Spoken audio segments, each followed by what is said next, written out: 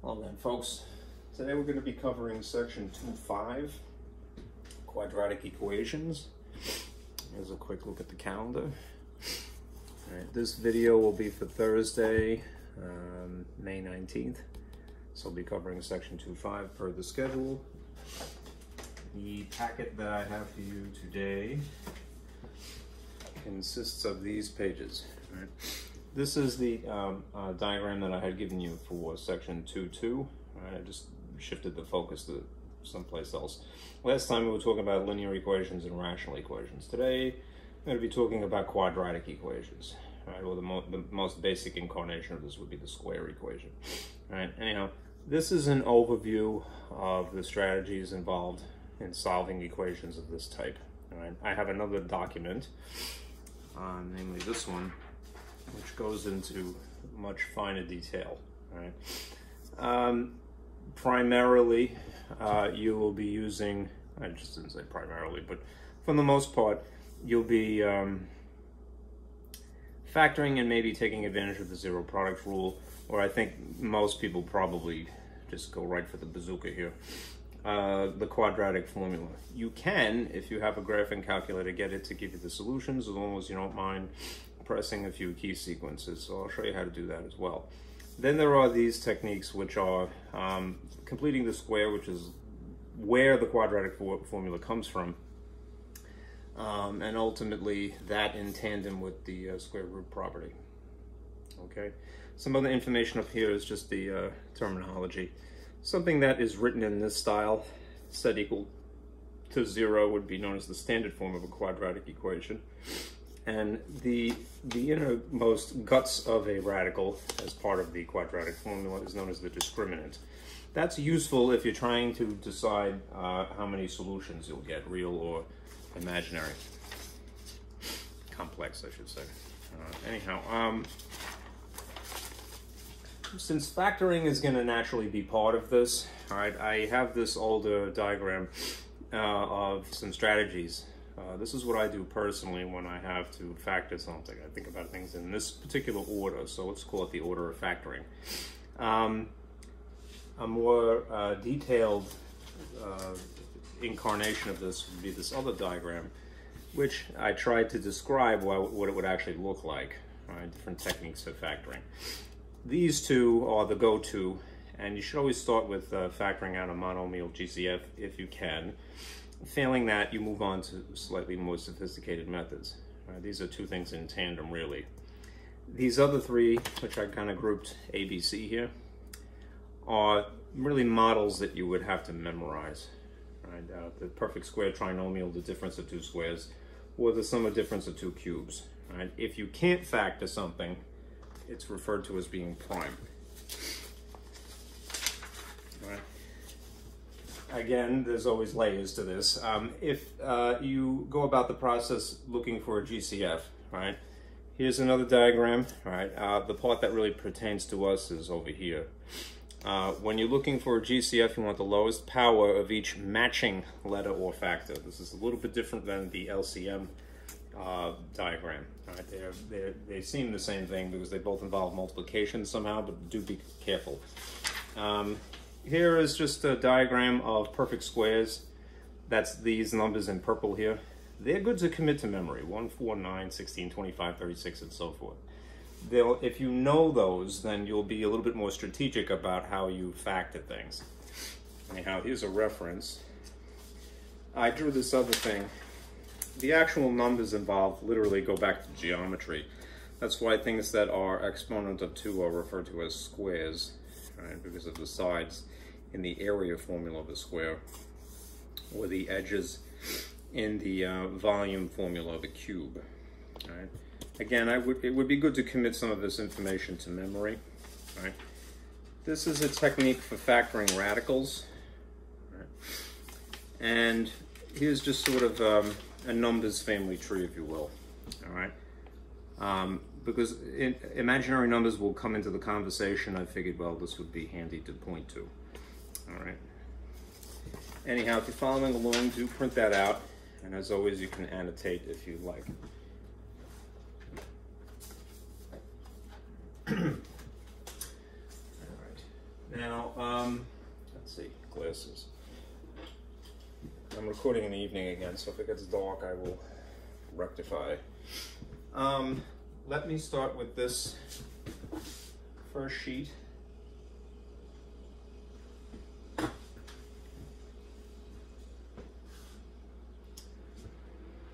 hope I didn't move my projector too much. I tried to lock the wheels so I didn't have to mess with it. Okay, it looks like it's visible. Get rid of that for right now. Okay. Here again is that overview I've been working on. The reason I wanted to mention this again is because the older techniques that you would employ of solving linear equations, they're always going to come into the picture eventually. You're always going to employ opposite operations at some point, so they're still relevant. Right? What is going to be interesting today is how you would go about the process of solving quadratics, which you can identify pretty easily by the fact that there's a degree of 2 somewhere. That's the degree of the entire expression on the left side usually. Anyhow, expect this much. Right? If you have an exponent of 1 and it's an equation, you get one answer usually. If you have an exponent of 2, anticipate 2 answers, one positive and one negative. I should say solutions, because answers can be false. Anyhow, the square root property would be for the easiest examples of these, and then these others would be something you would try, at will. Factoring and the zero product rule is a very powerful technique. I think that a lot of times people jump the gun and they go straight for the quadratic formula because it does work for everything, but it is sort of like swatting a fly with a bazooka. All right, you don't have to, pull out a bazooka every time you need to take care of something. You shouldn't swat flies anyway. It's not very nice. To go into detail about these, let me show you this slide. Do remember this stuff over here too. The building block of these equations are of course expressions, right? You can have a mono, a binomial, and a trinomial, but they're all still polynomials. Those are just more specific types of them. Here you have this, pardon me. I think I may have to adjust the lights. So, I'll put this up. See how this works. Okay. That's a little bit better, right? Okay.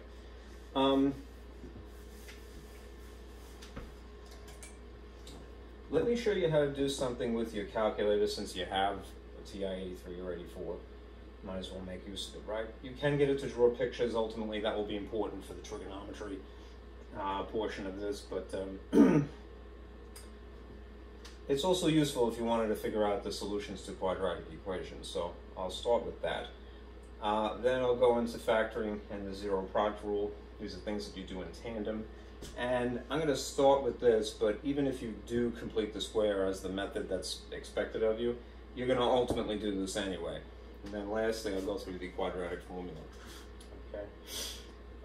Let's see. One thing to be aware of, all right, the standard form of a quadratic equation has 3 terms like this, all right? And it is intentionally set equal to 0, all right? That makes it factorable.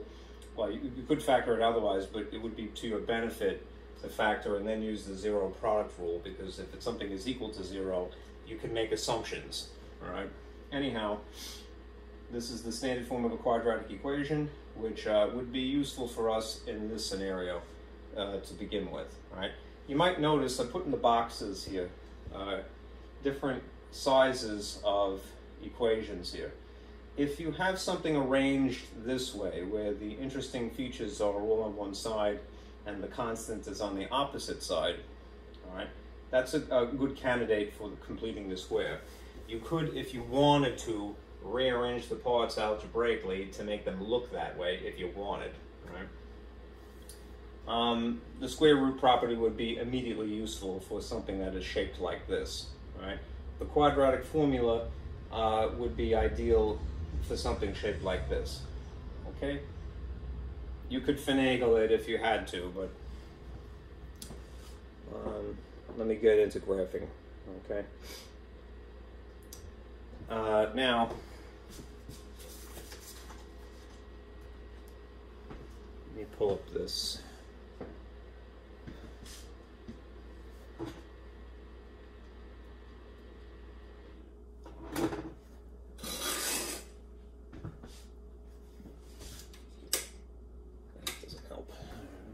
Light on.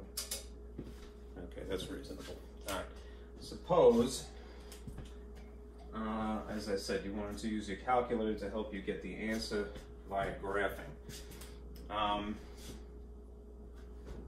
If you were going to solve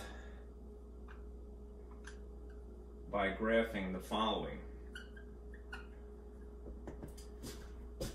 x squared minus 16x minus 16, even if it wasn't this complicated, all right, if it was shorter than this, if it just had two terms, say, as long as it would be set equal to 0, you could employ this method, all right? What you're going to do basically is just more or less take liberties, all right? You're going to change this to, you're going to pretend more or less that this is set equal to y, all right? From the perspective of y, that means that you would have y equals x squared minus 16x minus 16, right? And then basically, right, look for the x-intercepts. Right, those points on the graph when in theory your parabola, which is what these types of equations produce, where they cross the x-axis. So green line is, to remind you, a parabola, that sort of hybrid V-U shape. It's neither of them, but it kind of looks similar to both. Anything that is degree 2 would produce something like this. If it happens to cross the x-axis, there will be x-intercepts. One here and one here. Now, why would we look for those? Because in theory, in either of these locations, all right, this is where y would equal 0. So to do that, there are some key sequences you have to press.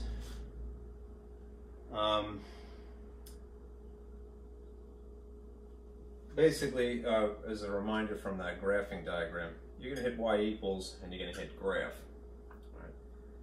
There may be some situations where you have to fine-tune the picture. So if you have to, this draws basically for you. If you have to fine-tune, what you can do is hit second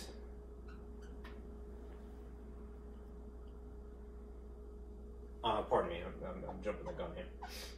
Hit window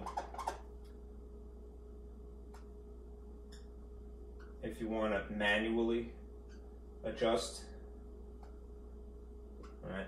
Or hit zoom if you want to automatically adjust. It's sort of like the difference between having a manual transmission on a car and an automatic transmission. Most people probably just go straight for this. If you do press zoom, in that case, choose either 5 or 6, okay? If you press window, you would have to enter, you know, whatever the range of x values and the range of y values that you'd like to be displayed. All right. So here's a calculator to show you. Oh, incidentally, if you need to, if you have an old calculator like me, you might want to clear out any junk that's in there, in which case you'd hit second and then mem. So second and then the plus sign over here, and then you could clear all entries. So here should be 3, and then hit enter, and it's done. Okay, clear. Now when you go here, I already typed it, all right, somehow it didn't include that. So here's the original equation set equal to 0. I'm just going to call it y equals instead, all right? And I'm going to get it to draw, all right? So you would press graph. This has already been drawn. If again, it's somebody has been messing with your calculator and you want to adjust again, fine tune it, probably the easiest thing is to hit zoom and then opt for the 506. All right, so here's the difference. Here's 6. It's probably a little bit closer. And here's 5. That's a little backed up. All right. As long as you could see the points where the parabola, and it's not showing you the whole parabola, of course, but where it crosses the x-axis, the next thing is to tell the calculator where to look. That sounds a little silly, but to get x-intercepts, right, basically you're looking for something called zeros, all right, which is, again, where y would equal 0, all right, not the x values themselves, per se. All right, in that event, we want to hit second and then trace to engage what is known as the calc feature, all right, and then choose option 2. Here's what will happen. Second and then trace is this button up here. Option 2 is 0. So I'm going to press 2. And here's the thing. You have to, again, tell the calculator where to look. So you have to establish a boundary on the left and a boundary on the right. The way that it works out essentially is that you move the cursor to just around where you expect the intercept to be. So it looks like a little bug to me. But if you use the arrow keys, you can move the bug as far left as possible, which is very difficult to see. You know, it's very subtle. And it would be, in this case, just above the line. So like that. All right, that's as far to the left as you want the calculator to look. It's a boundary. So you would hit enter, and then you scoot it down by going in the opposite direction to just underneath where you anticipate the intercept would be. And that is the right boundary. That's as far to the right as you want it to look. Right? And you press enter. And then it asks you sort of redundantly, "Do you really want me to go?" So you go, "Yes." Right? And it tells you y is 0 when x is -2. And if you want to do the other one, you got to go through the same key sequence. So you'd hit second, trace, option 2, and then scoot this over to the other side. This is just now underneath the axis. That's as far left as you want it to look. Hit enter, and then just go up a smidgen above it, and that's as far to the right as you'd like it to look. And you say guess again, and it goes at y equals 0, you get 8. All right. Okay. There's probably other ways to do that, but since you have 2 answers, I would go about it that way. All right. So that means in this case that if x squared minus 16x, pardon me, 6x is equal to 0, that x is equal to -2 and +8, all right, when y would be 0. Okay. All right, now let's do it factoring. You already know what the answer is, all right, which is cool. That will help confirm a suspicion, but we'll employ a different technique. All right, let me just say, when you have a problem like this,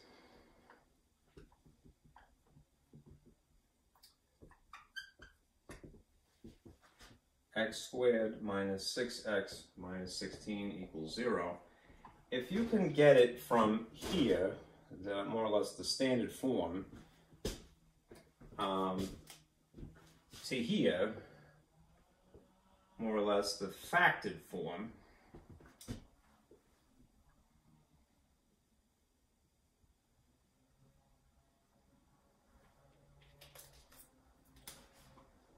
intuitively, if you could do that intuitively, get from here to here, cool, all right?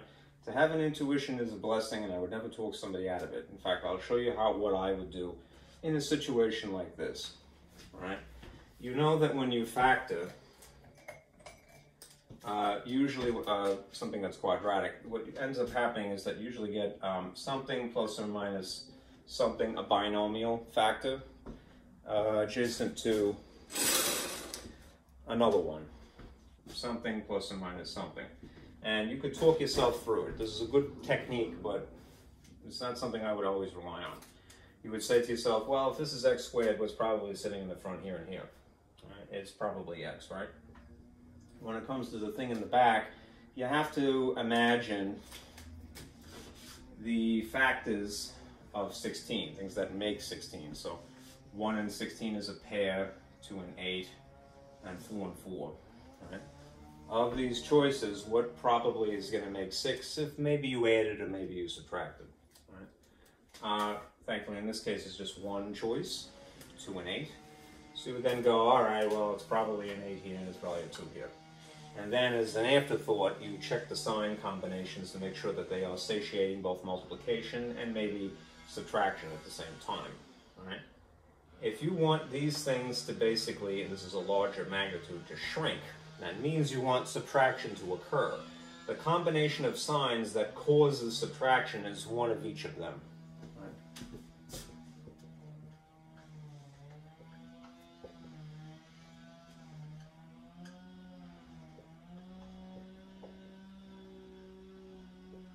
So one thing is positive and one thing is negative. Attach the negative to the larger value in this case because you want a negative answer. All right. So this would have to be a positive. Then just verify that when you multiply them, you also get a negative 16. Positive 2 times negative 8 is indeed negative 16. So that would be factored correctly without redistributing it. Anyhow, the other part of this, after having factoring, is to use something called the zero product rule. The zero product rule is essentially something that anyone intuitively knows, but giving a name to it. Right? Here essentially is what it is. 0 times anything is equal to 0. Even if you change the arrangement, anything times 0 is still 0. 0 times 0 is 0, of course, because that is part of anything. Now, what if instead of using multiplication x's, all right, I have used parentheses, all right, to imply multiplication? No big whoop there, right? And what if instead of a known factor, I have an unknown factor, still 0? All right. What if instead of having a factor that is one term wide, it's a binomial instead? It's still multiplied by 0 would be that. So what you can do, and remember back from before, you would expect to have two answers anyway, even if they're the same answer. What you could do is basically think about this as being two separate equations that might be 0. Maybe this thing by itself equals 0, perhaps. Maybe this thing by itself equals 0. In that event, you have x plus 2 is equal to 0 here for that factor, and x minus 8 equals 0 here for that factor. And then you have linear equations, the old techniques of which you will take advantage to solve for. So you build a little table, move 2 by opposite operations. X in this case is -2, as already confirmed by our calculator's graphing. All right, sorry that that's out of the frame. Somebody's cutting the grass outside. Table in this case, move 8 via opposite operation. This cancels just like that cancels. And x is equal to +8, which is what we already expected, right? The two solutions. Now, a good habit would be to check things, but I'm not going to do that right now because I know that they're correct. All right.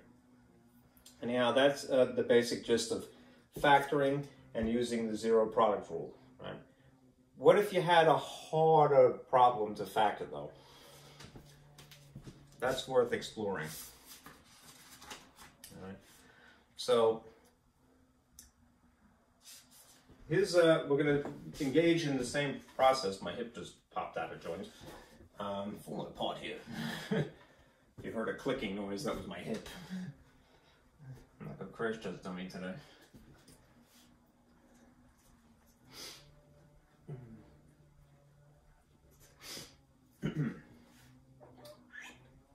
What if you had something a little bit more difficult to factor? All right, let me write it first. 4x squared plus 15x plus 9 equals 0. All right. It is probably not impossible to go from this to the factored form of such and such binomial times such and such binomial, but it would be that much more arduous a task. I would not encourage a person to try to deal with all the combinations. There's a better way, right? The better way, without having to turn my projector on, is this. So that you don't have to feel around in the dark. All right? These two things in tandem, I don't know why it's blue, but hey. The second column here, I can't think of how else to call it but the way it looks. AC product pairs in tandem with factoring by grouping. Factoring by grouping is normally for things that are 4 terms wide. That isn't 4 terms wide, it is 3 terms wide, right?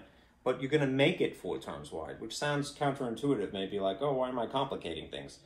In the long run, it will be a benefit, all right? So humor me. What you do, rather than tinker with this, which again, it's probably not impossible, it's just harder and harder, the less warm, fuzzy, and familiar the coefficients are, is to say to yourself, all right, this thing at the front is an A value, and this thing at the back is a C value. Don't even worry about the signs, all right? And if I were to multiply them together, they would form an AC product, naturally.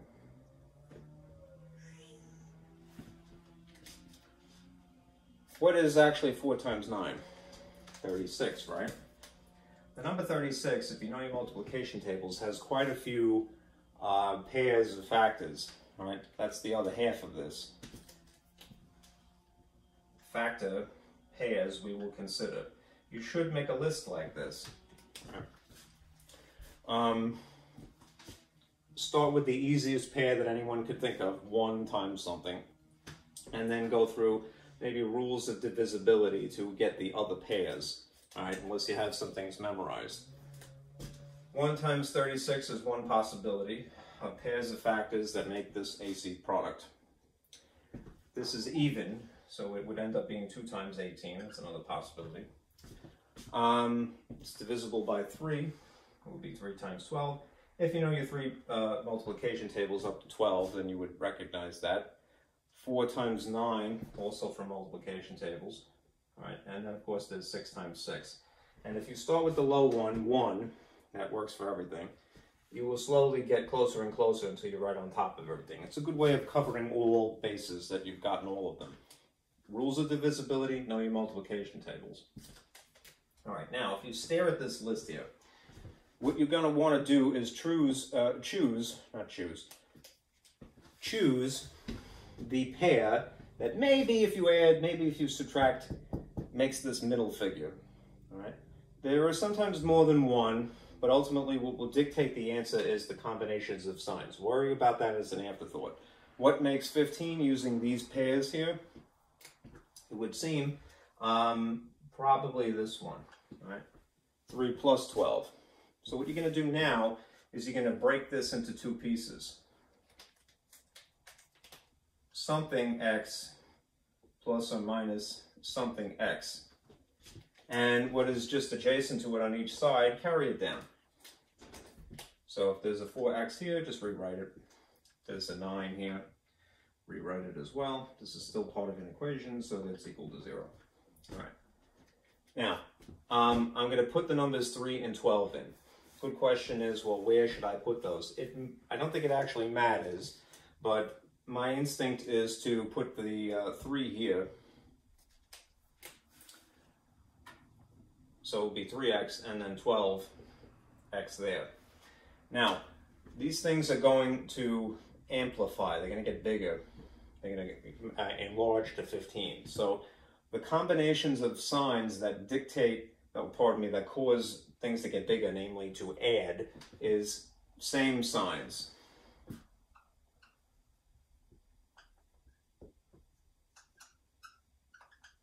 They cause addition, for lack of a better phrase. So whether they're both negative or both positive, that would make things get bigger in terms of magnitude. All right, in this case, we want a positive, so I'm going to go with, this is a positive 12, and this is a positive 3. All right. Now, again, a person at this stage might get a little frustrated and go, oh, well, look what you did, dummy.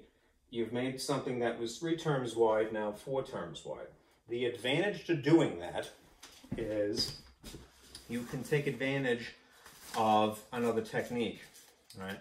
That is namely factoring by grouping. When you have a 4-term wide polynomial, you would engage in something called factoring by grouping. The irony of it is that it's actually easier because your focus is limited, right, to just 2 things at a time rather than 3 things at a time. So if you just pay attention to the 4x squared and the 3x, you can ignore the other half of this entirely, and that would be a positive 9 there.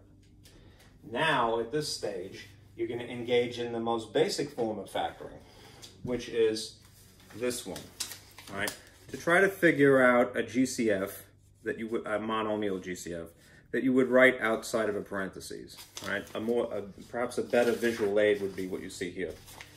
For any size polynomial, sorry that this keeps changing color, you want to figure out a GCF of the components, something in common here and here, that you're going to write outside of a parentheses. All right.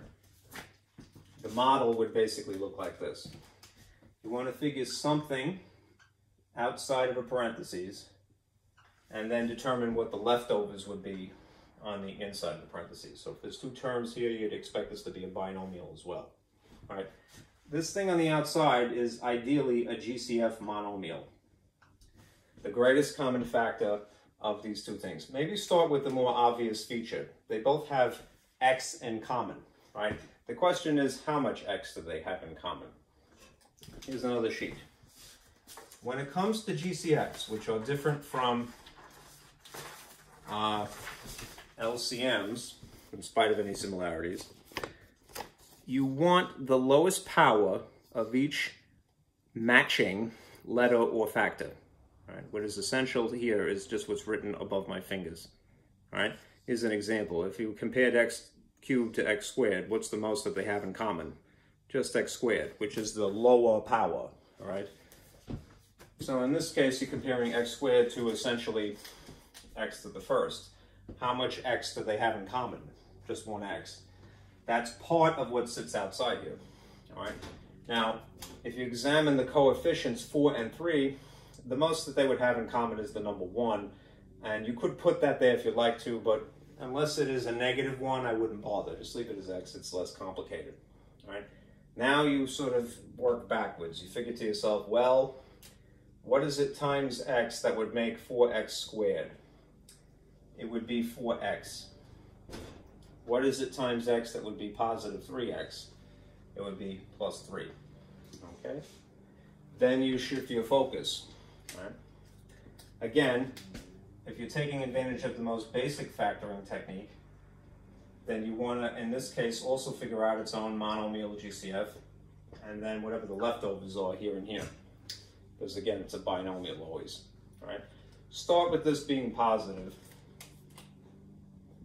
All right. If you examine these terms, 12x and 9, they don't have an obvious letter in common, but they have some factor that is a number that makes both 9 and 12. If you know your multiplication tables, it would be to your advantage in a case like this.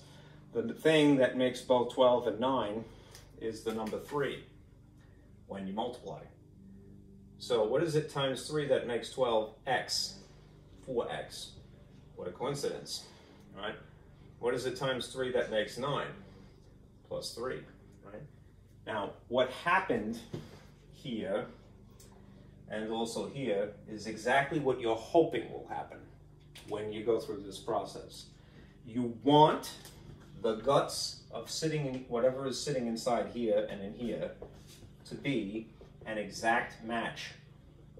You want that. Right? If it's not exact, that there's a sign issue, that either means that you might have fudged the numbers somehow, you did it wrong, or it's just not factorable, it's a prime. Right? Now in this case, it did work. The way that this factors when this situation arises, that you get an exact match in parentheses here and here, is that the match gets its own parentheses, and then, I don't know how else to call this, but sort of literally, the left outs get their own parentheses. The match is just this thing written once. So I would put 4x plus 3 in its own little pocket here. The left outs, which no textbook will ever call it that, all right?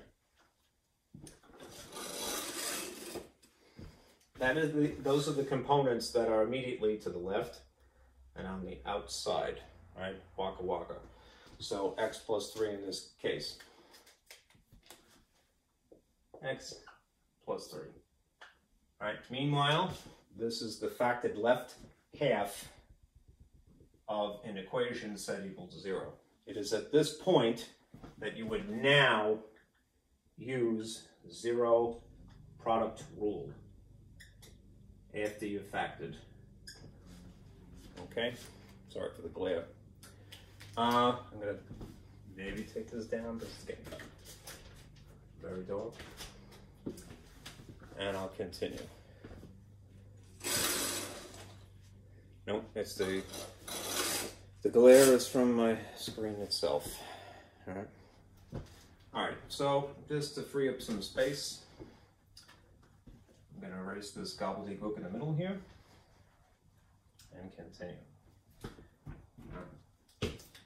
If the factored form of this is apparently 4x plus 3 times the quantity x plus 3 set equal to 0. If I now take advantage of the zero product rule, essentially it's like paying attention to just this is its own equation, 4x plus 3 equal to 0, because maybe that is the zero factor, or paying attention to this, x plus 3, maybe that by itself is the zero factor, or both of them.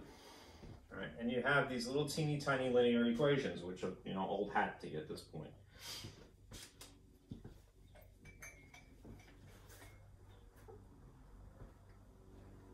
All right, so make a little table, move the 3 via subtraction.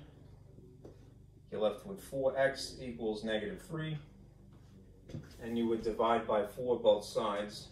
And in one instance, x is equal to -3/4. Okay, one of two possible solutions.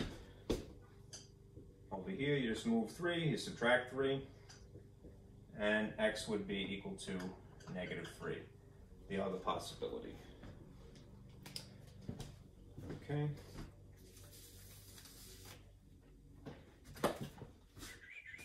So -3 and -3/4. All right.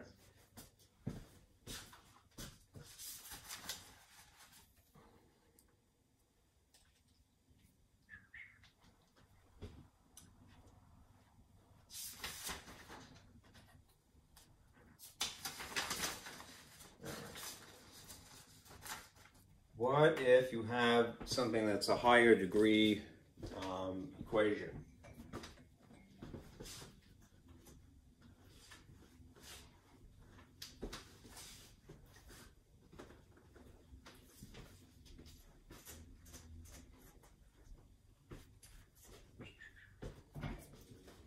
Suppose you would have to solve by factoring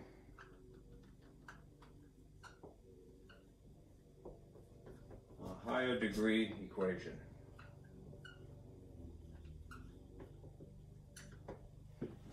Here's an example. -3x cubed minus 5x squared minus 2x equals 0. This is a higher degree because it's higher than quadratic, the name of the section, right? It's a degree 3 rather than just a degree 2. essentially what you want to try to do is this.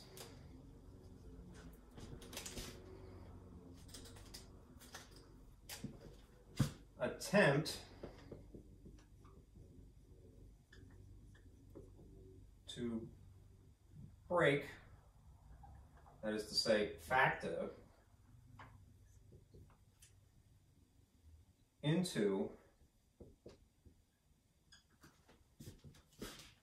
something that looks like this.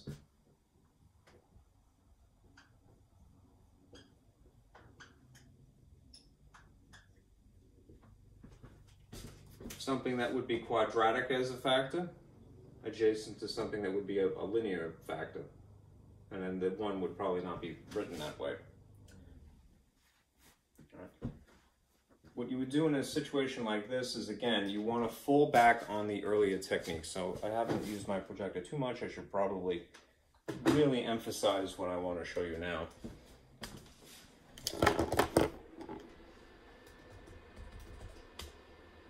If you take a look,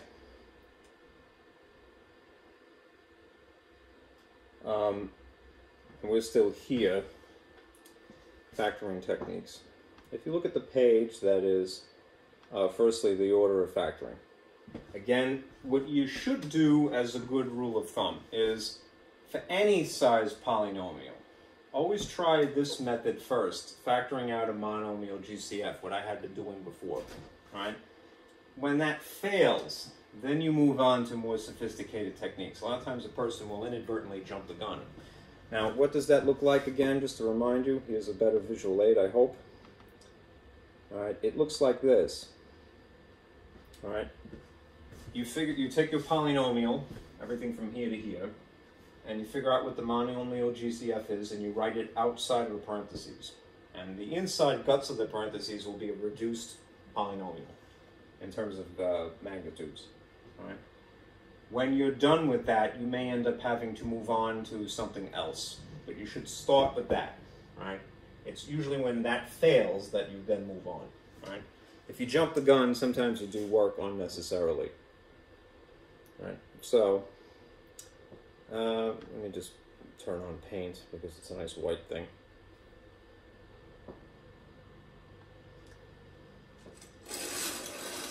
Okay.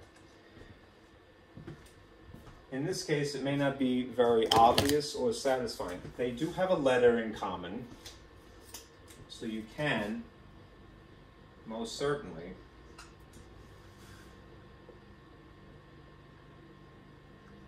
pull out an X. All right, remember, for GCF, for the letter, something with a degree, you want the highest, pardon me, I know it's called greatest common factor, but ironically you want the lowest available matching letter. So in this case, the most X that they would have in common is just X degree 1 here. So that would be part of what sits outside here. Right, I think I should turn this off.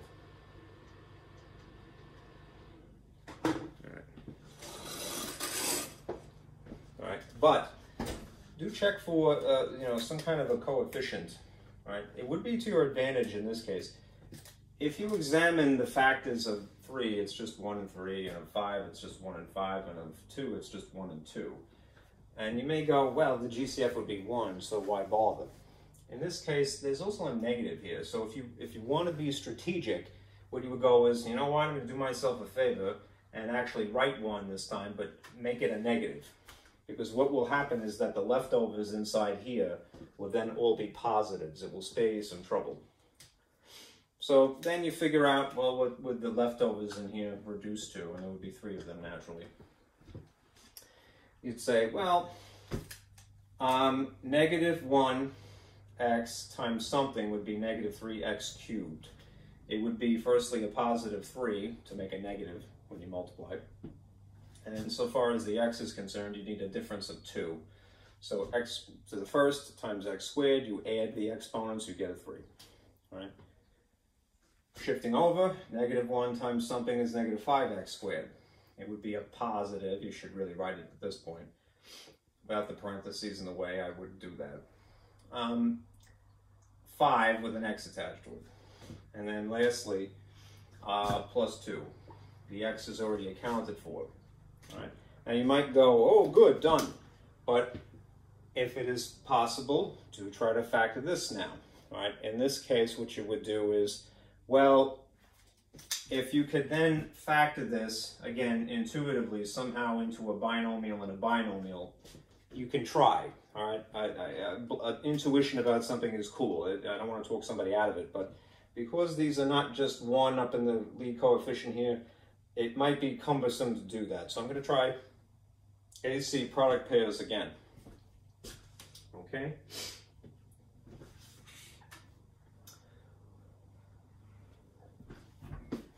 So if this is my A now, I'm just paying attention to the 3, and this is my C, all right? And I tie them together. This is my AC product. And I'm going to consider some pairs of factors of, all right? 3 times 2 is not too complicated, it's 6, so 1 and 6 is one possibility, and 2 and 3 is another. The 2 and the 3 would be the best choice, all right, if you're going to add. And since you have nothing but positives in this case, I'm going to go for that one. So I will put the 3x here and the 2x here, right? Because then this is then adjacent to what is already 3x squared, and this is adjacent to what is 2, right? I don't think it would be wrong if you did it the other way, if you put the 2 here and the 3 there, but this is what my intuition is telling me. All right. This is still encapsulated, equal to 0. There's still a minus 1x here. All right. Let's make sure that the signs are all correct. There's a positive here to begin with. This we have to figure out. If you want these to amplify, to get bigger, to grow to 5, then addition has to occur because that's what makes things larger magnitude. The combinations of signs that cause addition are same signs, so they either have to be both positives or both negatives. If you have a positive answer, they both have to be positive. Right? At that point, pay attention to just 2 things here and 2 things here independently of each other. All right? Meanwhile, this is still, I'm going to put a bracket at this point, part of this grand equation here, where minus 1x is sitting on the outside. All right, so if you factor this, these 2 terms, the thing they have in common is 3x, sitting outside of parentheses. 3x times x would be 3x squared. 3x plus 1 would be itself. All right. Hopefully, when we do this one, we'll get the same guts here. Start with this being positive. What is in common in this case is just a number, 2. 2 times x is 2x plus 1 is indeed good. All right, matching factors here, matching binomials. So what you write is the match just one time next to the left outs, which again is my own phrase for it because it's very literal, right? So, sorry if that's a little too faint because it's green. So what do you get? You get the match just written this one time is x plus 1. And the left outs are on the left of these on the outside. So 3x plus 2. Meanwhile, this is still equal to 0. And this negative 1x is still floating around on the outside. Right? This is completely factored at this point. We still need to take advantage of the 0 product rule. So I will do that now.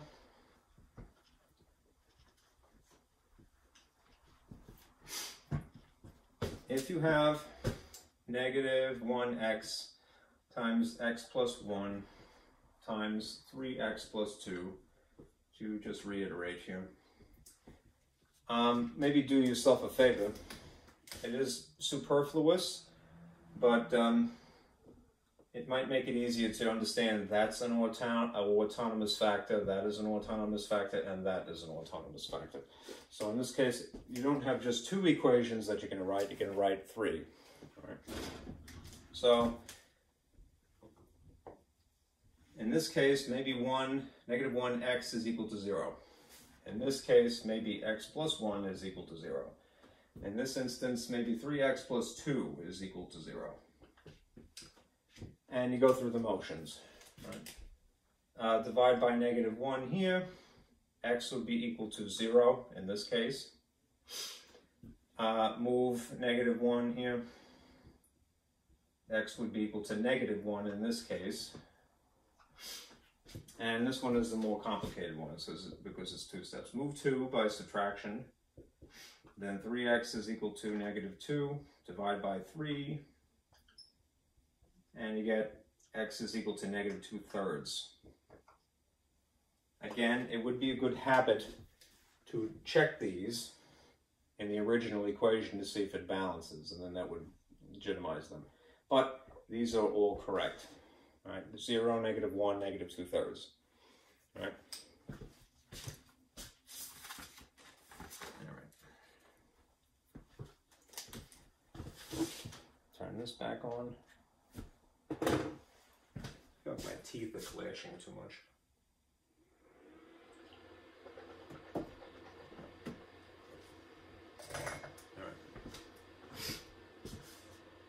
All right, let me get rid of that. Now, if we go back to this methods of solving quadratic equations, what I've exhausted at this point is the factoring portion of this and the graphing. Let's talk about the other possibilities.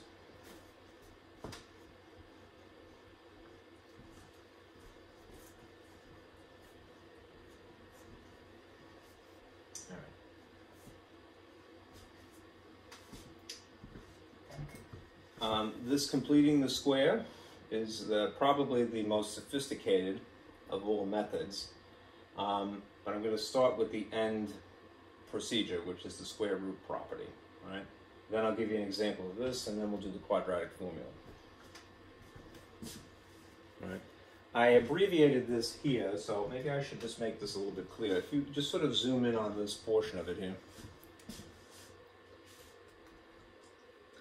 When I say, as part of the procedure, that you divide the middle figure by 2, namely this here, I mean just the coefficient.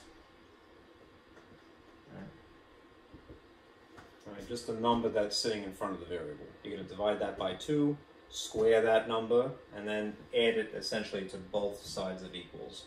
Right? You essentially take something that isn't factorable and you make it factorable. That's what completing the square is all about. Right? Okay.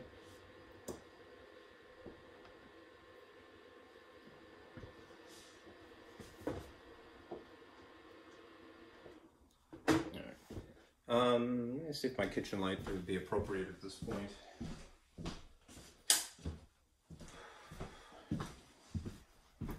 I think that may have helped a little bit.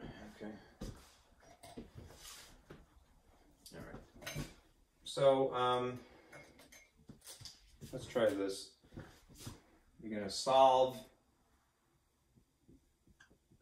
by square root property. All right, this problem, x squared equals 8. All right, a couple of things to remember. The most basic techniques are really at play when you're engaging in the square root property. How come? Because even when we had linear equations, right, you have operations, and then you have the opposite operation. And these things induce a cancellation effect.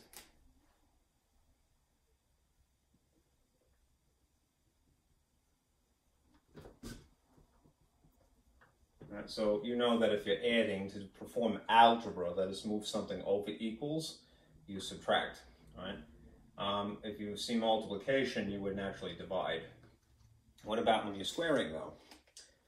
There's no nice sort of abbreviation for that, so this green needs to get chucked. Well, if you have a number that is squared,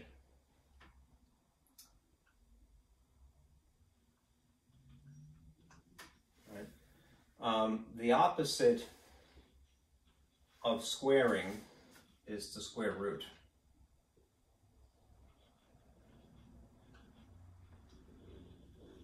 And the effect is essentially this.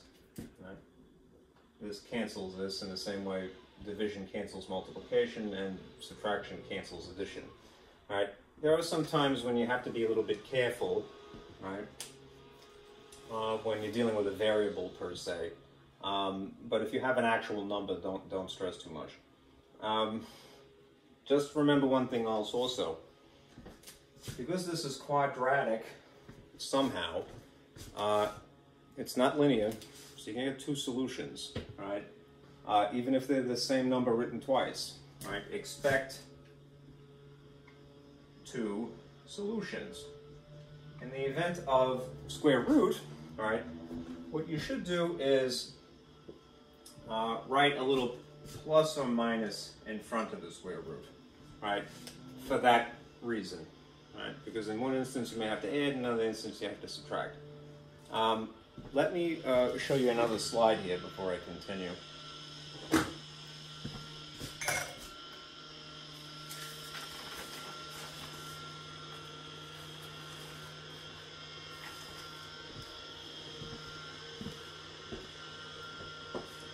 Here's that list of square roots and cube roots and fourth roots.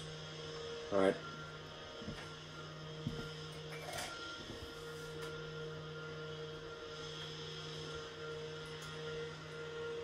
Again, you can't memorize everything, but there are some things that it would be strategically good in the long run to commit to memory. These numbers that you see here in purple, all right, 1, 4, 9, 16, 25, and so forth, all right? When you take the square root of those perfect squares, you get whole number answers, 1, 2, 3, 4, 5, 6, 7, and so forth, okay? It's basically, the reason you would memorize it is to have a frame of reference, a point of reference, all right? Similarly, cube roots would be good to know. These are perfect cubes, 1, 8, 27, 64, 1, 25, okay? In that case, we get three, when you have an equation involving a cube root, you get three solutions. All right. All right, so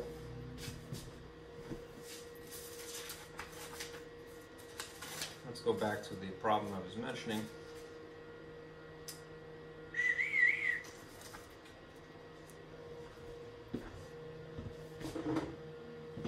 If you were going to just perform the one step involved here, and it's not too complicated to cancel this, right? Then remember, you take a square root of something being squared, and then your hands are tied. Whatever you've done here, you're obligated to do there. That's what makes it legal, all right? Just do yourself a favor and put a plus or minus in between, all right? Because in theory, the factors that would be identical, all right, to make a square root would be either both of them are positive or both of them are negative. All right, now in this case what happens is this cancels this, exposing x, and then you have this as an answer, plus or minus the square root of 8.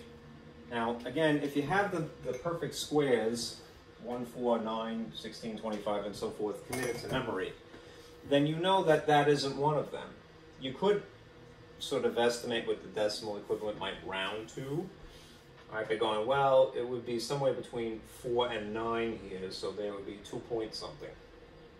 All right, but we would prefer to have an exact answer, which is just a simplified incarnation of this. And in that case, what needs to come into the conversation is this: factoring radicals. All right. This is essentially an incarnation of the product rule of radicals, something that have that little checkmark box thingy around them, the radical symbol, right? The actual formal product rule looks like this. You have something underneath the radical sign. Well, you could factor it into two chunks, each of them under the same radical sign. Right? What would be the advantage to that? Maybe one of these will escape the radical. right, so that you can simplify. This is the strategy that you want to take advantage of. You want to specifically choose the highest perfect square possible and then have some leftover. The leftover could be a prime number or it could be a composite like 6. It would be inconvenient to bother with it. If you factored square root of 6, you're not going to make any progress with it. All right? What you need to do in a case like this is sort of the AC product pairs thing from earlier. All right? That you take this thing, this, shall we say, it's a product, and you consider pairs that make that product. So I hope that's not too much junk superimposed here. I'll use blue. When you think of things that multiply together that make 8, list them. Start with the easiest one. 1 times 8. 2 times 4. And because it's 8, there's not that much there. In this list here of pairs, there is 2 examples of perfect squares. You want the higher one. All right? 1 is a perfect square, but if you use it, it's not going to simplify you. It's not going to do you any favors. This is the one that you want to choose. All right? So when you're factoring this into something and then something adjacent, all right, you're going to choose 4 times what is its buddy here, 2. All right? How come? Because at least one of these will escape the radical. What is the square root of 4 by itself? The square root of 4 by itself is just coincidentally the same digit. It's 2, but it's a whole number 2, not an irrational 2. So, instead of saying square root of 8 is the answer, you say 2 times the square root of 2 is the answer. Why? Because this preserves all of infinity, the infinitely stretching decimal that any irrational number would be, and 2 is an irrational number, of course. All right? While using the smallest figures possible, it's simplified. So it's exact and it's simplified. It's a better answer than that. But there's a possibility of it being a positive or a negative. So x is equal to positive 2 square root of 2 or negative 2 square root of 2. That's just a summary. Okay? All right. If you had a coefficient up in the front, you might, even if it was just something here that's just a monomial anyway, do the same thing.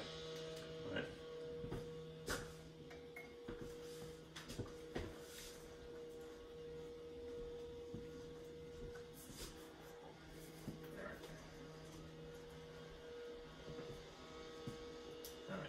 Now, here's an example of solving by completing the square. All right. Essentially, the point of this is it makes what is unfactorable, for lack of a better word, factorable. Something that can't be factored, it will make it capable of being factored. Right. So it does have a lot of steps, and it's probably the most complex of all the techniques, but it's worth exploring. Right. So, what if you had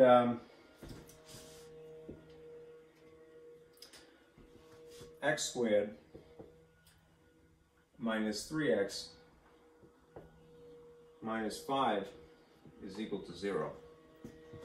If you attempted to, and in this case it would be worth the trouble maybe, to try to intuitively factor this.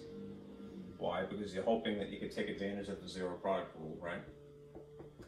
You might get this far. You'd say, well, if it's x squared, it's probably an x here, and it's probably an x here. If you can examine the factors of 5, it's just 1 and 5. And no matter what you do, whether you add or subtract, that's not going to make 3 simultaneously. So this is something that can't be factored as it is, right? It is what you would call prime. Right? Instead, what you do is you try the completing the square technique. Right? Just not to turn on my projector again. I'm just going to point at it. Right? On that sheet, all right, you want to divide the middle term and square it, and then add the outcome to both sides of equals. you might dress this up a little bit, right? This is a, what do you call it, a trinomial. This is 3 terms wide. What you'll do is move the constant 5 over to the other side. I'm going to do this one alteration before I actually go through the procedure. I'm going to move this over here, all right, which means I'm going to add it. And then the way that it looks now would be x squared minus 3x. I'm going to purposely leave a blank here, plus 5. All right. It is in this incarnation of it, sort of a binomial set equal to a constant, that you're good to go in terms of trying this method. That's why I put this in the box here, that model, that shape. All right. Now, if I go through the motions, I'm going to take this. Don't worry about the negative. All right. Divide by 2. All right. And divide by 2 in the fraction way of doing it. You don't have to put the colon with the line. Rather than get the decimal of 1.5, leave it like that. All right. But then square it. What happens when you square a fraction? Right? It doesn't just affect the top, it affects the bottom, the numerator and the denominator equally. Right? So the thing that you get from this, right, is essentially 9 over 4. Right? That outcome, that it is a product technically, a squared quotient, you want to write that here, and then to make it legal, write it over here as well.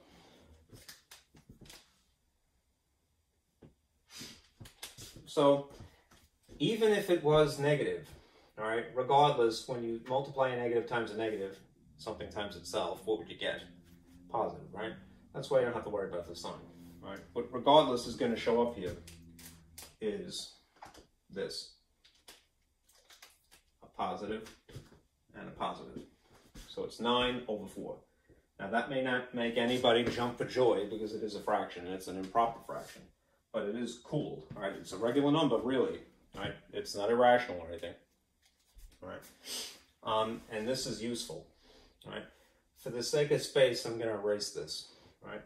Because I want to make a bold statement, which is true. What I have crafted here as a result of this process, right?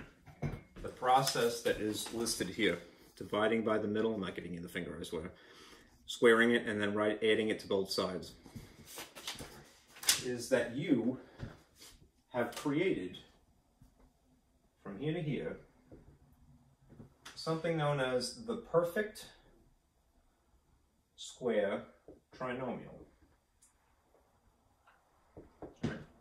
The perfect square trinomial, which is going to happen anytime you do this. It's always going to give you some version of the perfect square trinomial. The perfect square trinomial factors in a peculiar way. Right? Here on this sheet, I will point to it. Right? Remember what I said before? Sorry for that. I don't know why it does that. Maybe if I don't stand in the way. Right? These are the 2 methods that I have been exhausting. But then there are these 3 methods for factoring. The perfect square trinomial exists in 2 incarnations, Roman numeral 1 and 2 here. The one where everything is positive and the one where the second term is negative.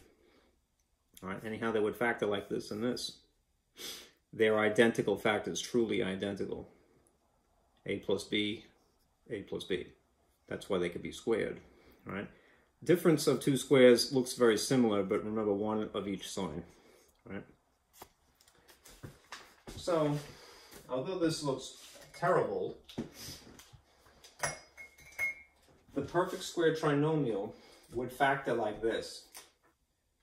I'm going to use green reluctantly. 2 identical factors that are binomials each. So something, something, something, something. And you're going to use basically the outsides here. So if it's x, it's going to be an x here and an x there. If it turns out that this is 9 over 4, even though that's an awkward number, all right, that is actually correct. All right. So, sorry, I got to put something away real quick.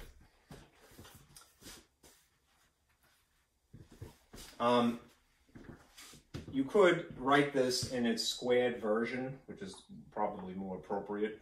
That is what you've done before you actually multiplied. Because in that version, that's the thing that goes here and here. So 3 over 2 and 3 over 2. You might wonder, well, why did you bother doing the multiplication then? Because you're going to have to add eventually anyway. All right.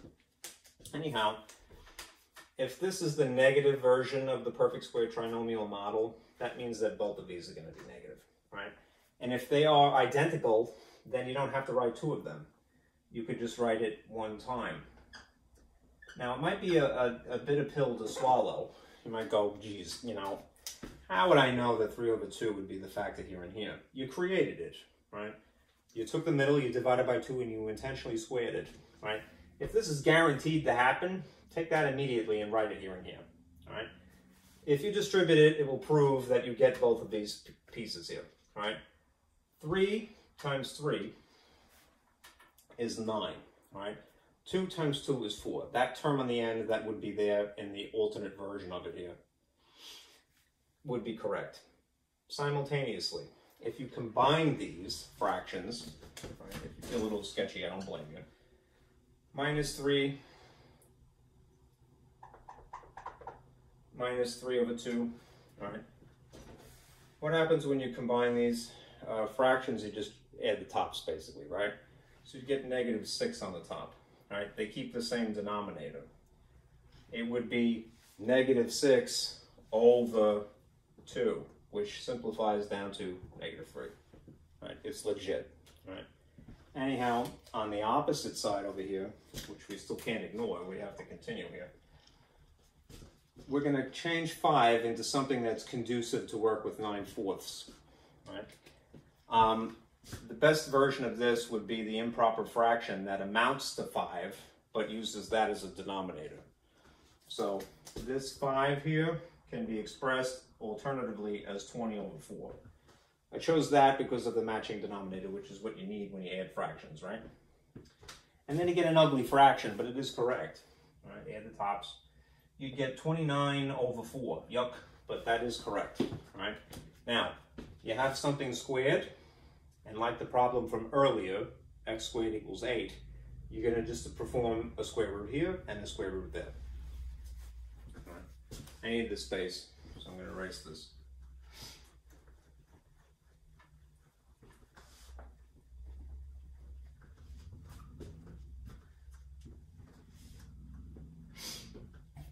So what you have here, x minus 3 over 2 encapsulated, squared, is equal to ugly improper fraction 29 over 4. All right. Opposite operations will open this up. So if I take the square root of this, that is the effect. The guts, namely the radicand, this is the radicand if you want to be formal rather than to say guts, is x minus 3 over 2. It's exposed to the open air now. It's no longer at home. All right? But remember, how do you get away with anything? Whatever you've done here, you're obligated to do there, the entire thing. Now, similar to what I mentioned before, which was the product rule, there is, if you're not familiar, somebody's hailing me, the quotient rule. My landlord, I think. I'm sorry. All right. Just for reference, there is something called the quotient rule of radicals. And it would be to your advantage to remember it, because if you have something that's written this way, a fraction encapsulated by a square root, you can, according to the quotient rule of radicals, break it up into two pieces if it's to your advantage. So this could become the square root of a over the square root of b independently of each other. Why? Because maybe one of them, hopefully the bottom one, will become exposed to the open air. It leaves a radical. All right. So I'm going to write this here, square root of 29, as the result of breaking that up according to the quotient rule. Right? And fortunately for us, we ended up with a square root of a perfect square as a denominator, square root of 4. So what a convenience, right? This is a 2. This you kind of stuck with 29 on top. All right. But it's almost done. At this point, you go through the motions of solving for x by moving 3 halves over to where 29 halves would be. So you're going to do 3 over 2. These would cancel, and then park this underneath the thing it most closely resembles, the other half thing. All right.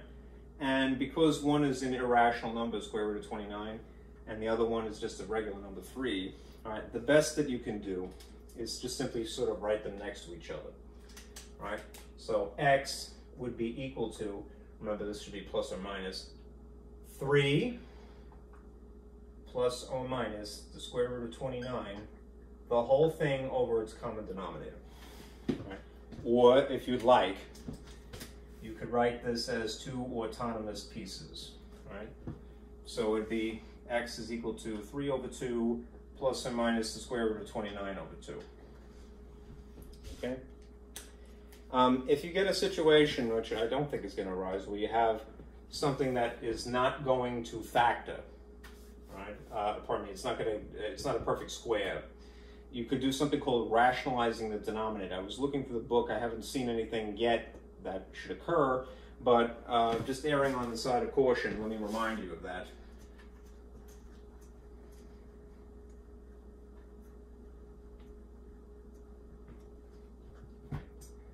If you need to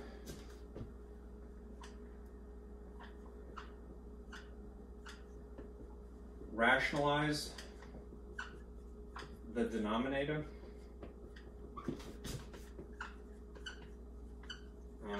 which is basically changing the appearance of what you see here so that there isn't a radical in the denominator per se.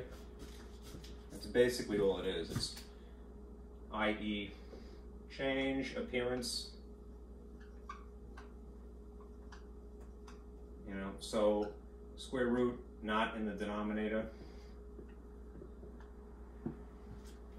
Here's a little model you can borrow.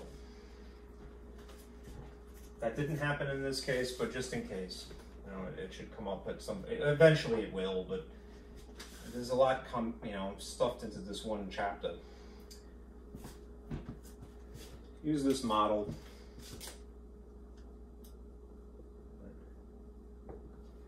You take your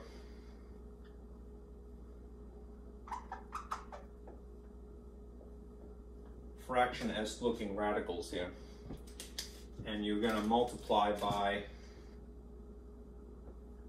a convenient,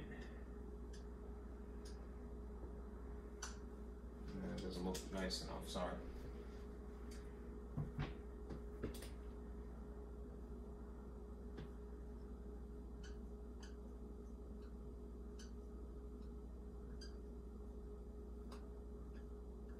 A convenient ratio of 1, all right? So you can have something that itself looks like a fraction. Usually what it is just whatever the denominator is here, written above and below itself, above and below a line. Why? Because that is just a convenient ratio of 1. All right, remember,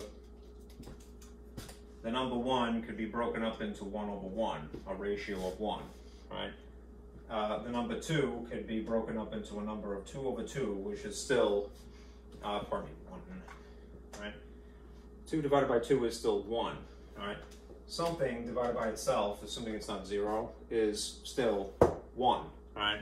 So even if you have a radical, if you duplicate the radical here and here, all right, it'll be multiplying by 1, which doesn't really change the value of anything. It just changes the appearance, all right? Hypothetically, if you had something like this, let's just say 7 over the square root of 3, all right, the convenient ratio of 1, all right, would be to take the denominator here and write it on top and on the bottom, right?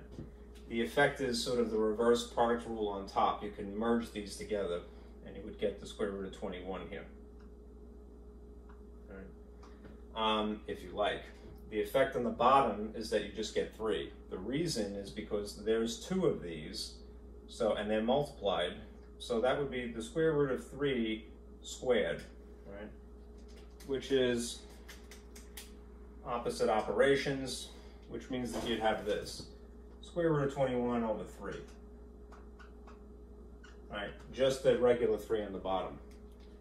Rationalizing the denominator, if you have to, and you don't, I don't think you're going to have to in this section, all right, is writing the problem so that there isn't a radical in the denominator. Why? It's more etiquette at this point because we have calculators, but it's a convenience to not have an irrational number in the denominator, either way.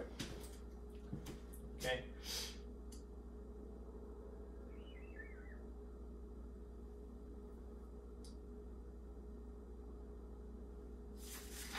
All right. Now, the quadratic formula. I really gotta clean this board. It's getting murky.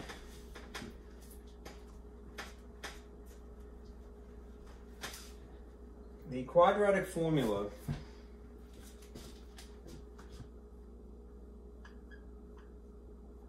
which is, again, probably what people just automatically gravitate to. X is equal to negative b plus or minus the square root of b squared minus 4ac over 2a is derived from completing the square. Completing the square of ax squared plus bx plus c. That's where the letters come from. The standard form. If you rearrange this to complete the square, you could derive the quadratic formula. Anyhow, there's an interesting component to this known as the discriminant, right? The guts, basically, of this radical, namely the radicand, right, is known as the discriminant. And the discriminant is handy because it will tell you what type of answers you're going to get. Right. Let's just, if you paid attention to b squared minus 4ac, and maybe several colors here.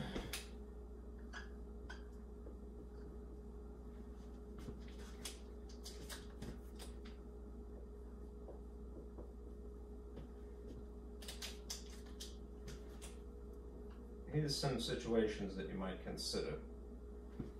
All right. If this is exactly equal to 0, right, the guts of the radical, the radicand b squared minus 4ac, namely the discriminant, right? In that situation, right, equals 0, right, there's going to be one real solution. In the situation where the guts b squared minus 4ac is greater than 0, meaning that it's a positive, essentially. Right. This tells you that there's going to be two real solutions.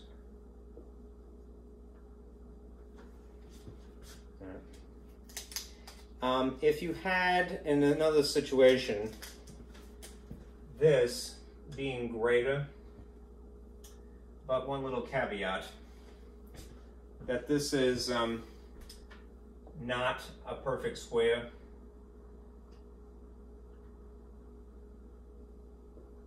The outcome of combining b squared minus 4ac, if it's not a perfect square, then you're going to have two irrational real solutions.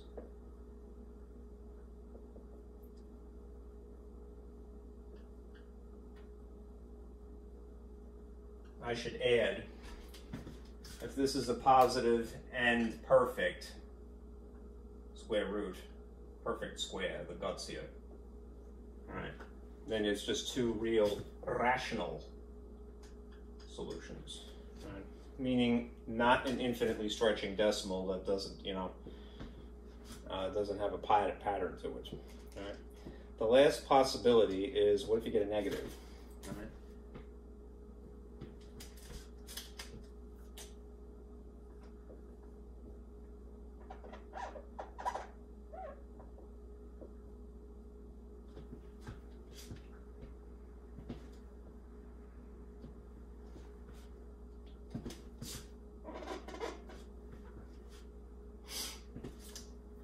if this is less than 0, i.e. it's a negative, what you're going to get is two complex solutions. Complex solutions because the square root of a negative is imaginary. You can conceive of the question, what times what would produce, what identical factors would produce the negative under a radical, right? There isn't one though, right? It has to be one of each sign which are not identical. So it's this other category called imaginary. Let me show you something. It's a sort of a summary of this information.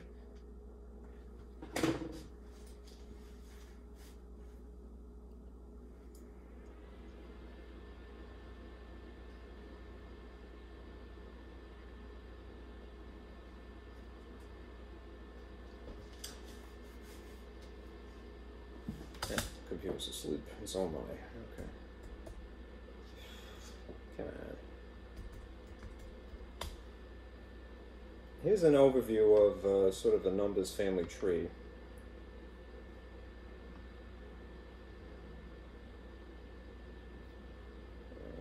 This over here. All right. In the world of this doesn't look good. Gobbledygook out of the way here.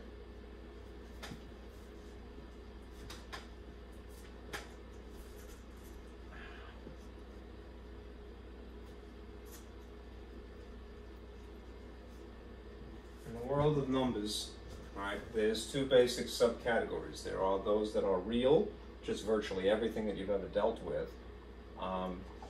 And then there is this other category of imaginary numbers, right?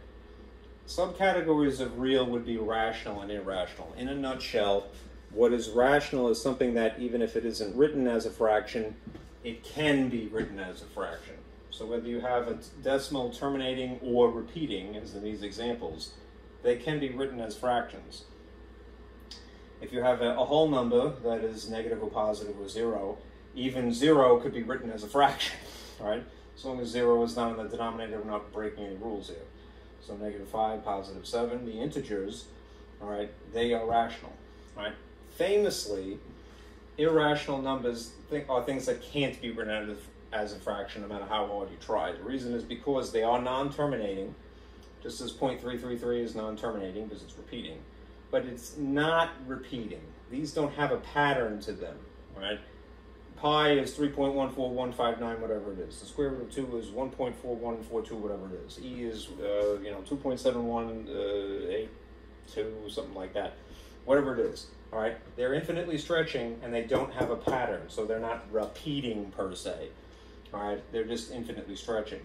They cannot be written as a fraction, all right? They're irrational. That makes them great, all right? They're cool, but they're a little bit cumbersome, because in order to deal with math, a lot of times we have to round something, so we're chopping off the infinity, right? Then there's the other category, as I mentioned, right? There's imaginary numbers. That comes from the question of what two identical factors make -1. Say, for example. That's what a square root is. To say square root of -1 is to ask this question: what two identical factors make the thing underneath the radical, -1? Well, the digit would be 1 and 1, all right? But what's the signs that would have to be? One of them is positive, one of them is negative. Are they identical then? No, all right? Therefore, you can't answer the question. So it's imaginary, and the short abbreviation for them is an I, right? Which is usually written out in front of the radical symbol. Now, famously, there is Euler's equation, which is awesome too, because it's not practical per se, but look what it incorporates. The superstars of math, to borrow a phrase, right? E, right? I, pi, these are in superscript, they're exponents, 1 and 0, right? Turns out that these in tandem will add to 0, right? Which is cool, right? Anyhow, let's do the quadratic problem. Something that entails the quadratic formula. And then I'll stop for now. Turn this off again.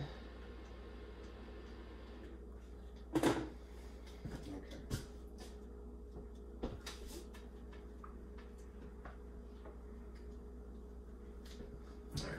All right. If you were tasked with solving by the quadratic formula, it's not tricky, all right? It's just you have to follow the order of operations appropriately. X squared plus x plus 2 equals 0. You just have to match this up with the model of the standard form, which is that this is an ax squared plus bx plus c equals 0. All right. What is the number that would be here if it's not written? You assume it is a positive 1, so that's the a. Same thing in this case, it's a b coincidentally, and this is a c value. All right, and then you put them in the quadratic formula, which is again derived from completing the square of the standard form of a quadratic equation. So minus 4ac over 2a. Right. Since you're just paying attention strictly to the right side of an equation, you are following the expression sets of rules, which is the order of operations. The order of operations would dictate that you have to pay attention to the inside guts of this before anything else, right, really. I mean, you're going to substitute, but here, I'll just do that and you see you're not going to go anywhere. So in place of b, it's 1, 1 again. I like to put little parentheses around anything that I pocket in there, because you do have to be careful in the case of an exponent that you don't ignore a negative that happens to be involved, especially if there's one as part of it. In this case, it's a positive. But I'm going to do that here, here, and here, and here. All right. So the b's are 1s, the a coincidentally is 1, the c is 2, and there's a 1 there. All right. Now again, having substituted, you can't do anything. You got to focus on the inside guts of this, right? The discriminant, which again will help you predict whether you're going to get something goofy like a, an imaginary figure or not. All right. Incidentally, an imaginary number by itself is considered complex. All right. But we don't really use that word unless there's a real part and an imaginary part. All right. Anyhow, let's fix this. So this much would be 1, the squaring, minus 4 times 1 times 2, which would be 8. That means that the inside of this would be -7. So already we're in trouble. Because you have a negative figure underneath the radical, again, this is imaginary. So we're not going to throw it away. We're just going to make a special notation of that, which is to say, well, it's imaginary square root of 7, all right? So if I put the I here, I could just remove this negative. It's accounted for by putting that I in front, all right? Clean up the rest of it, all right? X is equal to -1 from the substitution, plus or minus, because that's what radicals give you, I, square root of 7, sitting over 2. All right.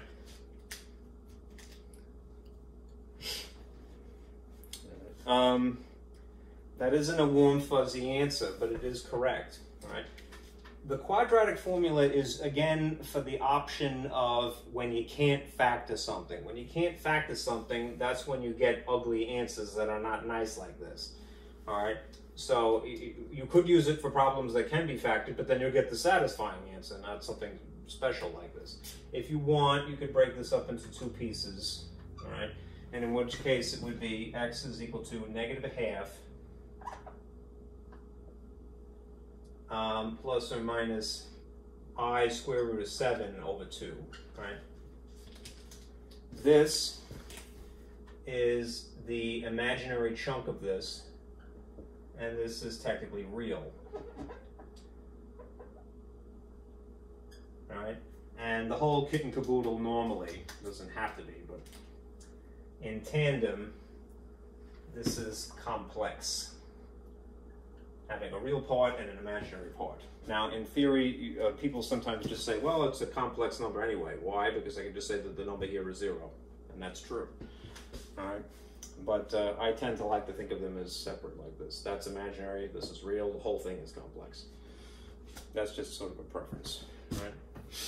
All right? All right. Last thing. We already talked about Pythagorean Theorem, but this book kind of wobbles back and forth. I suspect it was written by several people who didn't communicate. If you had this problem to find a missing side,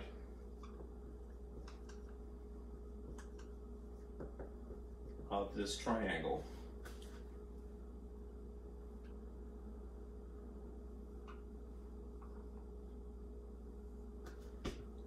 and you know that there's a dimension here that's written as 4, and there's a dimension here that's written as 12, but you don't know this dimension, all right? You can see from the illustration that this is a right triangle. If it's a right triangle, you could use the Pythagorean theorem. The Pythagorean theorem is famously a squared plus b squared plus c squared. Why would it be appropriate to talk about this now? Because we're dealing with something that has squares in it. All right, now, but what you do have to ask yourself is, which am I looking for? All right, am I looking for, here's the model I want to refer to, a leg, which there's usually 2, it has to be, or am I looking for a hypotenuse in this particular case, which is across from the box, all right? In this case, you're looking for a leg, all right? The way that I like to label these so that I jives with the Pythagorean theorem is I like to call this one B and that one A and that one C. The legs are interchangeable, but the C is non-negotiable. So in this case, I'd be looking for the B value. All right.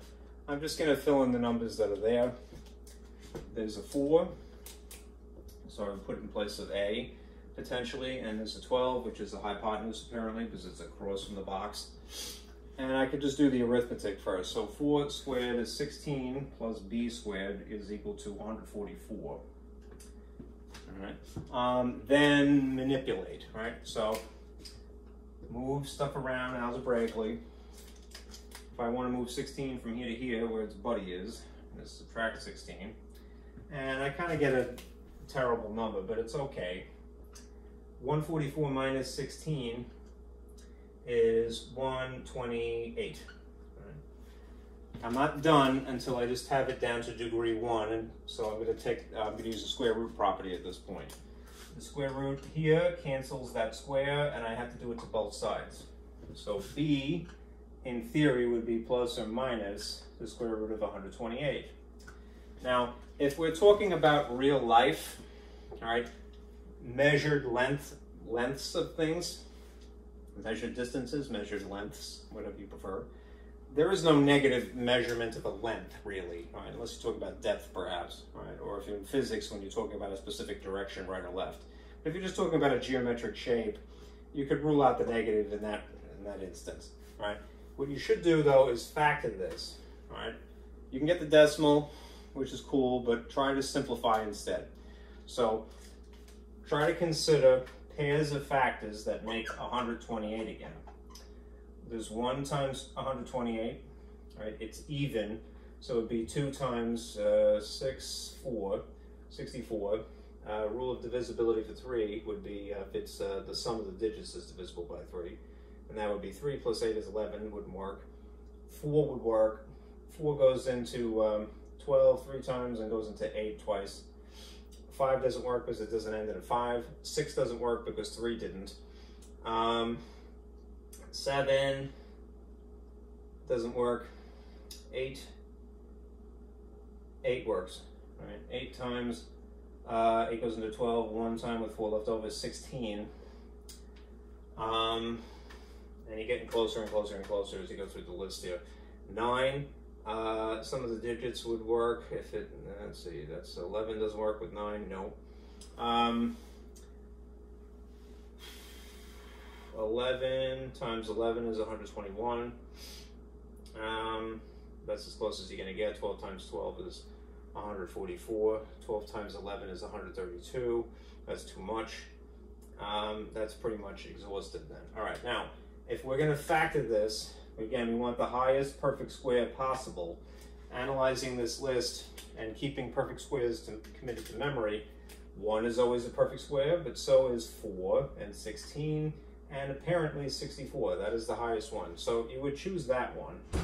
And then the balance is 2. This escapes the radical as 8. That means that the dimension here, although it isn't a satisfying number, is b is equal to whatever 8 times the square root of 2 is. Okay. So we're done with section 2.5. And you have a lot of papers to look at. So just a reminder, Mom, my open math is up and running, thankfully. So for homework, please do section 2.5 practice in Canvas assignments. All right, and you're good to go. All right, it's going to be due. I'm going to make it available because I haven't set the dates yet. I'm going to make it available tonight for tomorrow. Tomorrow's Thursday when you see this, and you'll have as much time really as necessary to complete it. But don't leave it hanging because you're going to have like 38 things to do. Okay. All right, that's it for today. Thank you guys for listening. I'll see you next Monday. All right, take care. Be careful out there.